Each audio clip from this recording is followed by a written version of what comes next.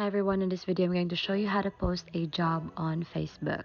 So in order for us to do that, now the first thing, an easy one, is for you to type what's on your mind or on your profile. So just simply add a post that you are looking for, example, for teachers to teach during summer break, or whoever you wish to hire, and then you can tap next to post your job post.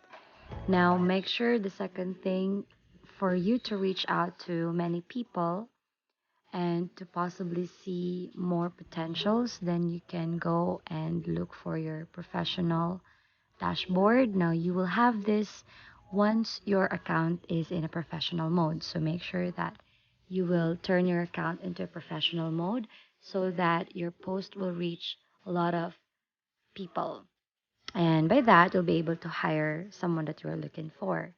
So I will be showing you an example of a job post created from this Facebook page. So this is how it looks like. Now you can set up your own automated reply once someone is interested with your job post. You can edit everything there once it is in a professional mode. So just simply include all the details, who are you looking, and your offer, and when to start. And set expectations so that it will reach to potential applicants. So that's it. If you find this helpful, please don't forget to give us a like and subscribe.